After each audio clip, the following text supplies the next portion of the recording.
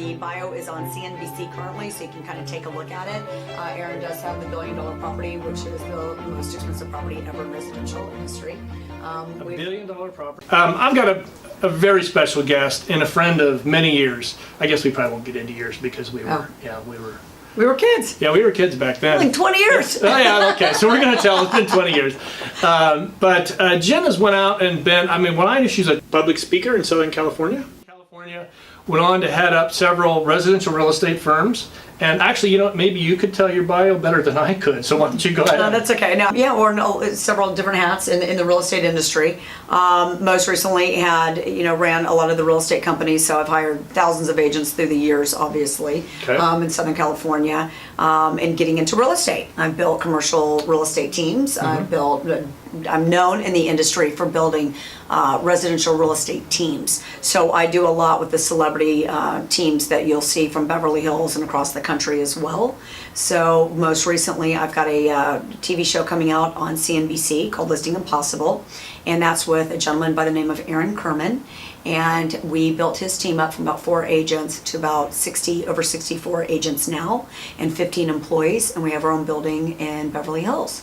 I'm part of the Compass banner in real estate. So just very used and very well known across the country, speaking on teams and helping brokerages either create luxury certification classes or build their teams for brokerage. I feel like I've done nothing in this 20 years. We've been friends now. Wow. You've done a lot. We've always worked together. Yeah. Okay, so now Aaron, it's 64 agents under him, or that's in that office? That's 64 under him. Right. We built him up. Right now, we're probably the largest. We are the largest team in the United States of America, so we're very, very proud of that feature. So we went through a couple of different mergers and acquisitions. Started off as John Arrow, who you know John very well. Yeah. We love John. He sold with Pac Union with Mark McLaughlin, and then Mark sold over with Compass.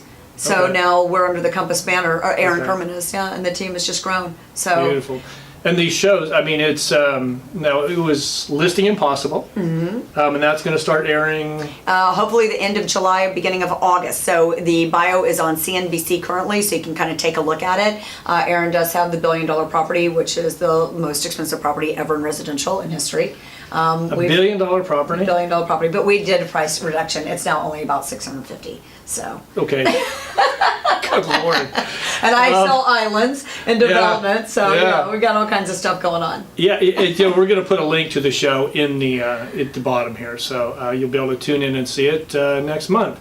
I think let's just kind of jump right in. With everything we do with my website and YouTube channel. Yep.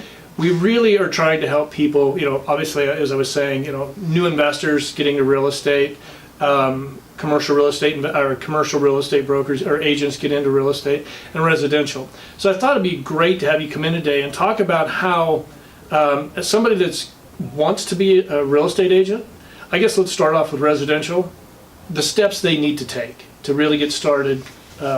When I got into it's funny because you started off with asking me how much does it take to get into how much money are you going to make your first year in residential real estate? Well, that's a big question I get asked all the time. Everybody asks us that, right? When they get in, they're like, I just got my license. I love it when a new agent comes in and they say, well, I'm a broker now. Oh my, no, do not get your broker's license when you first get going. We do not even want brokers as the top real estate agents. Right. The top brokers top real estate agents do not on purpose get their broker's license. You have more liability and they just typically don't do that. Mm-hmm. Very interesting. But I remember when I first started in real estate, when I got my license, I think it was about 1997, 96 in Dallas with Abby Holiday. And I'll never forget when they interviewed me what they said. They said, will you have enough money for 1 year to live off of if you're going to get in residential real estate? And if you cannot live for 1 year in this industry without a dime coming in, then don't get into real estate. You think that probably still stands true? 1000% that sounds true. And you know what? It's look, you may get lucky. I call them my kids that I coach. You may get lucky and you may sell something and you may make $100,000 like one of my kids did. Mm-hmm. He was in it for maybe 2-3 months. He's one of the cast members on the show and got lucky with that. That's a rarity. If you're going to start in real estate, here's what you have to know. You have to know this is at least a 6-day-a-week job. If you think you're going to get into this and do 4 to 5 days, then don't get your license. I'm telling you right now, don't even do it. Not going to happen. There are so many different things that you have to do in today's, just the world that we live in, with Zillow, with all these different real estate companies, and you're going against these people that have been immersed in this industry for years and years. So as we both know, Joe, most of the real estate is done by the top 5% in this industry. Used to be the 80-20 rule. No, not anymore. It's done by about 5% of the agents in the really high level. You know, if you're getting into this business, structure is. I just think you have to have structure right from the get-go. Know where you're going to do, what time you're going to do everything every day, and stick with it. I mean, obviously, you're going to get a listing appointment or showings that come in and interrupt that, but then go right back to it. You know, you've got to have structure. It can be, this industry can make you a lot of money, but if you don't run it like a business, it will eat you alive. Oh, you'll be done. You're done, because there is fierce competition. If you're going to come in at 10 and leave at 3, not going to happen. I don't. Not going to happen. Yeah, I don't know residential. She does. No, not going to happen. Yeah, the competition is. If you think in commercial, I can speak to. Your competition is showing up at 8:30 in the morning and leaving at 5, and they're doing their cold calls, their sphere of influence, all their networking, and reaching out to everybody. And you just have to. You can't do that in residential. Come in at 8:30 and leave at 5. Absolutely no way. Your day is getting started at 5. Because and you do need to get in early in the morning, because you have to start cold calling. You have to have your power hour, and just as you started to say, it is 100% true. Unless you have systems and you're running this as a business, then you're not going to survive. If I had $1 for every single agent said, I've been doing this for 8 months, I do open houses every single Sunday, and I have not made one single dime yet.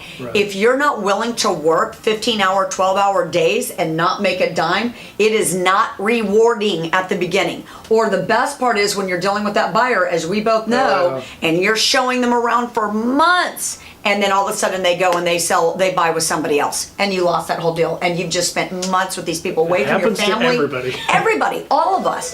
So it's just a situation where you really have to have the systems up, your schedule up, to where you know exactly when you're going to do lead generation, when you're going to be studying for yourself, how you're going to be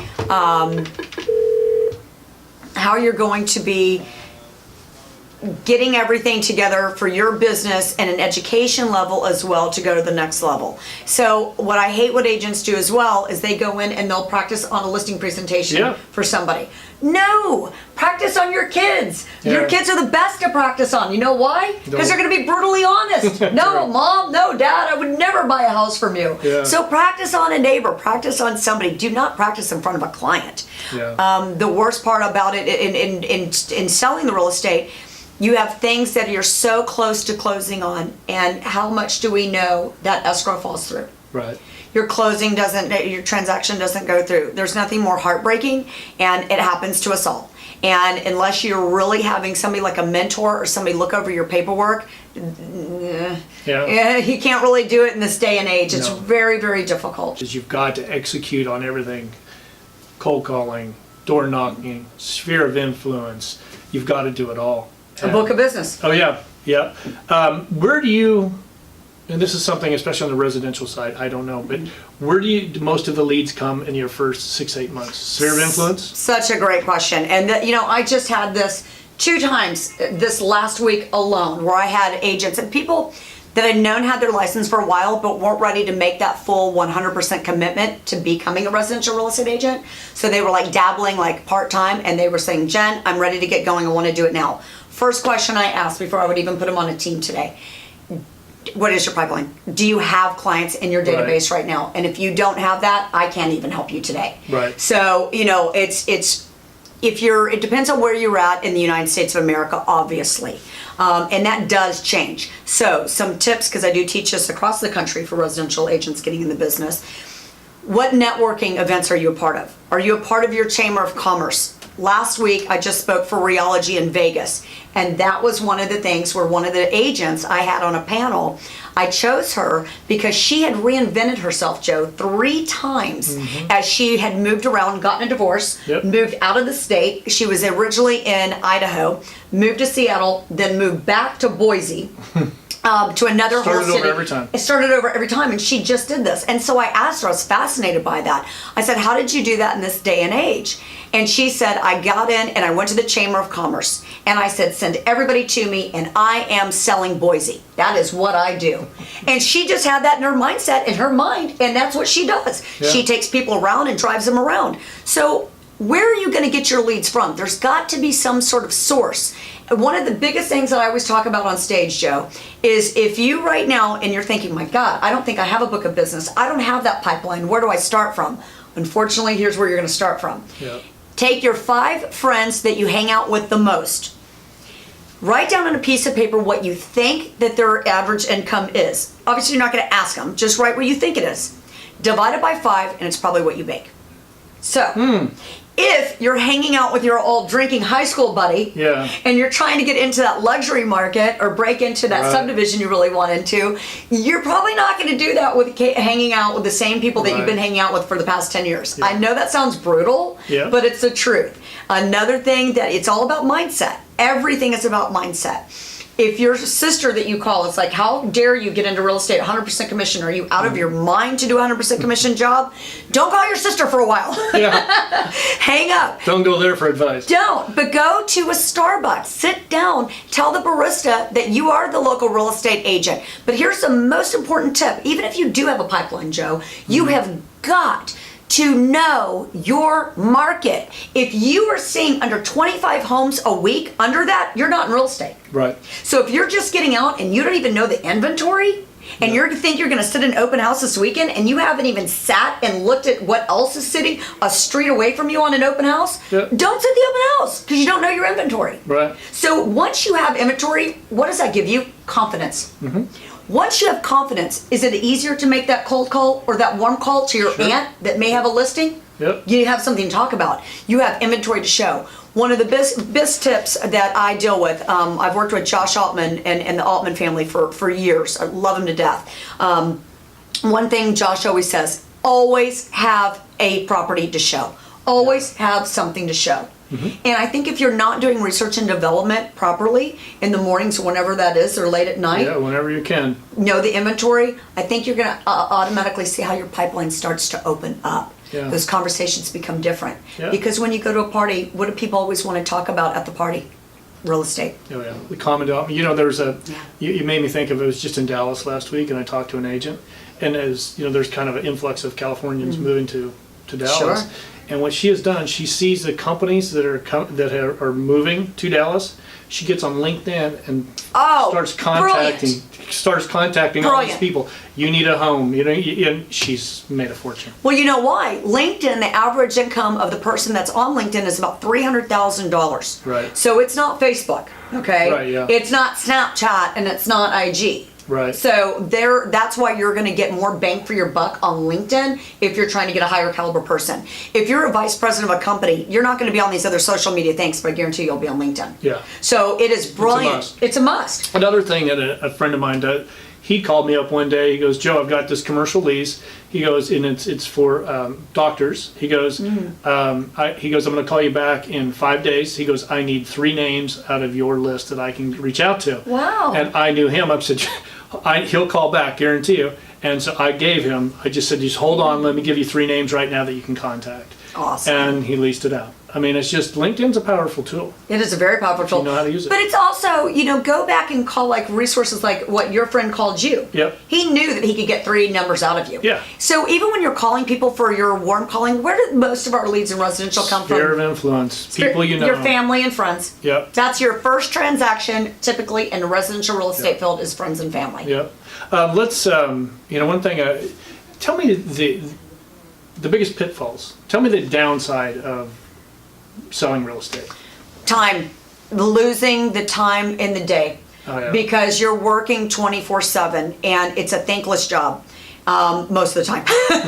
I mean, let's be honest. When you sell a $600 million home, it's not a bad deal. Hey, listen, Yeah. I mean, one of the homes that I'm selling on my show, it's the Laguna property that you'll see highlighted. Bruce Faber is the seller on that, and we sold his house. Did you? And it was the experience of that, working with somebody so tremendous like that, was such a gift. But Yeah. it's such a rarity. That's why it was like I was almost in tears half the time, because we don't have sellers like this. It is a beating on half the things that you do. If you knew what the sellers expect out of us to do a listing, and then when you spend all your money on trying to market their home and then it doesn't sell and they go with your competitor, that's the downfall of this industry. That's a really hard pill to swallow. Your neighborhood, you're right there and you try to get the listing a couple of doors down from you, and somebody else just got the listing, and you have to drive by it every single day. How about when we sold homes, and then you drive by it? That's not my sign. That's my claim, but not my sign. Yeah, that's tough. That's a tough one. Something that you're exceptional at, building a team. Why don't you walk us through the process you go through to find the right people to bring into your team? So this is my sweet spot on building teams. We all have gifts in this world. That happens to be mine, to know who's going to have synergy and who's going to work with who. So thank goodness I've been very successful at doing that. So how do I do that? That is a lot of personality tests that I do. Okay. Dr. Abelson, that's down in Austin, Texas, actually, he's one of mine and my business partners. And so I do a DISC personality test. It's not that it's just always so accurate on that and you're going to tell everything, but it tells me the character of the person that I'm going to deal with and if they're going to have synergy on that team. Okay. So, like, if you take, I've mentioned, Aaron Kerman, I've mentioned Josh Altman in this. I had an agent that was, a hustler. He had clients, but he didn't have the experience in real estate. Immediately, I'm going to get him with Josh Altman. Yeah. Because Josh, he answers that phone 24/7, boy. Yeah. I mean, I sit there with him and I see an unknown phone number come up. Josh is going to answer that call. Now, I would like to see any other agent that could say the same thing. They don't. No. Trust me. No. So, yeah, it's 24/7 that these guys work like that. So, and when you're building the team, don't expect as a new agent, this is what I hate in this industry too. I could put a go-getter new agent on a team. They take it for granted because that team, you may say you're the team leader, has been feeding them leads. Yeah. They're like, oh, I can do this on my own. I can go off and do whatever. Oh, good luck, baby. Yeah. Because let's really see where those leads come in from. Yeah, that's a problem. It's, they think it's once those leads keep giving to you, and they've made a little bit of money probably from those leads. If you think that you're going to go out and do it on your own and not do everything that Jen is telling you here today, it's going to be a tough road to hoe. It just doesn't happen today. Yeah. I mean, like I said, I sit in front of agents all over the United States of America on a daily basis. Right. And I've been doing it for over 20 years at a high level, traveling worldwide speaking about real estate, quite frankly. I'm a known international real estate speaker. Right. So unless you really have that pipeline and have those systems in that book of business. You need to have several deals in the works before you can go do it on your own. How do you find the people? That's something. I mean, they find us. Okay. They find us. There's, it depends on what capacity that I was working on. The high end luxury, that I've been doing for so many years now. We have phone calls left and right, and I mean very wealthy people, attorneys, that are coming in from the entertainment industry. Right. People that say, hey, my aunt's got a $13 million, listing. Can you take it? Those are the kind of caliber. But even those people, sometimes I'm not going to hire. If you're not hungry, I don't care what level you're working at. I don't care if you're selling $80,000 condos. I don't care. I need you hungry. Yeah. I need you to want to be able to work. And if you have that drive in you to work, then you can do it in this industry.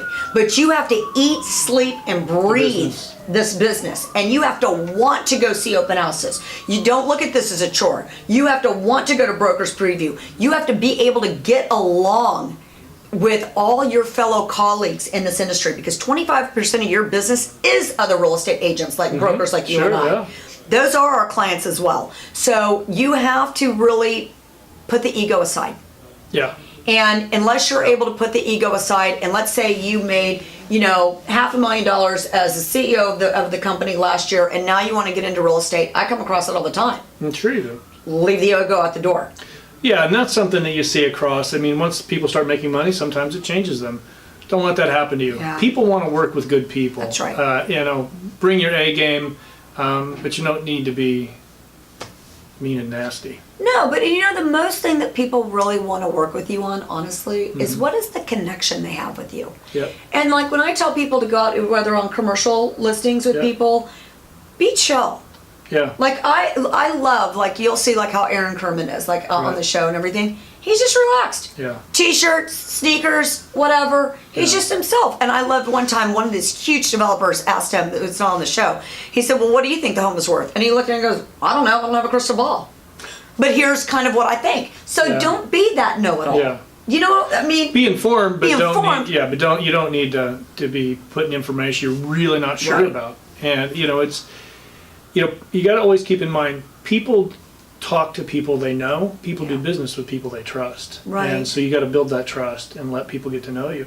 And on your marketing side of it, make sure bring value to the table on your marketing. If you're going to be putting content out on Instagram, Facebook, and LinkedIn, make sure you're bringing value. I mean, is that something that you guys really have a focus on? Are you guys pushing so? Yeah, absolutely. I mean, nobody wants to see you baking cookies at 1 o'clock in the afternoon on a Tuesday. Right. But they also do not want to sit there and see over and over your listings that you have on just properties. Yeah. I need more of a pulse from you. If you come from the military, my goodness, post about that. Yeah. Post, where is the commonality that you can have that's going to be your niche? Just build your book of business with. If you're a dog lover, okay, fine. Yeah. I have a stupid little black Pomeranian, Berman. She's, I take her everywhere. There is a Pomeranian on Balboa Island in Orange County. We have to go to it. It's a little parade, So those are like the little common things that, believe it or not, if people just find that one commonality, it's like going on a listing presentation. Don't just come in the house and start talking and let's sit at the kitchen table. Let's go over the comps. People love their house. Did you upgrade that? Who chose that backsplash? Oh, you guys have a beagle. We had a beagle growing up. Right. Just find something. The commonality, That's it. They want to trust you and know you. Yep. It's not just all about business. Nope, and it's, on your social, maybe you do more documenting than creating. Maybe you don't need to create a lot of content. Maybe just document your life, showing the home, showing you walk in your home, and showing your life. Yeah. And get to know you. Yeah, exactly. The real you.